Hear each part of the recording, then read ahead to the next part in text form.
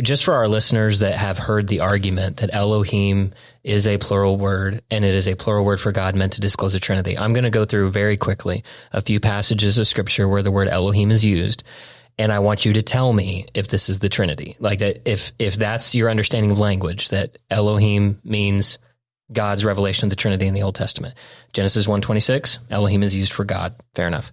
Genesis 23:5-6, Elohim is used to describe Abraham. Exodus 12:12, Elohim is used to describe the gods of Egypt. Exodus 21:6, Elohim is the judges of Israel. Ruth 1:15, Elohim is the gods of the Moabites. In Psalm 8:5, Elohim are the angels. Psalm 82:6, Elohim are the children of the Most High.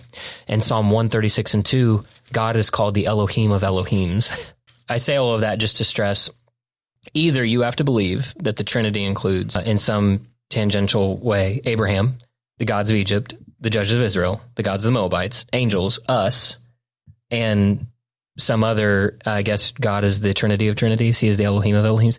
The point simply being that this word Elohim is used in a fairly ubiquitous way throughout the Old Testament. And it does have a meaning, but like all ancient Near Eastern languages, that particularly those that do not employ the use of vowels, languages written right to left, you need the entire sentence to understand the context of the individual nouns. What gives individual nouns in ancient languages, very often what gives individual nouns their standalone meaning is the context of the sentence itself. And this is something that comes up a lot when people ask about Elohim, is if it really is as simple as many Trinitarian thinkers have tried to make it, which is because Elohim is plural, God is plural, then they have a lot of other scriptures that they have to work out that it does not jive. I like using, as an example, the word sheep, right? If you say, look, a sheep, that means that there is just a single sheep that's there.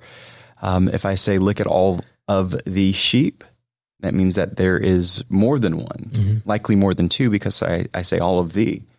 If I say, look at the two sheep, you know that they're just two, right? So that's one of the things that I point out, is that the word is irregular. Umberto Casado makes I think a fantastic point when he talks about it as a way of talking about the transcendence of God.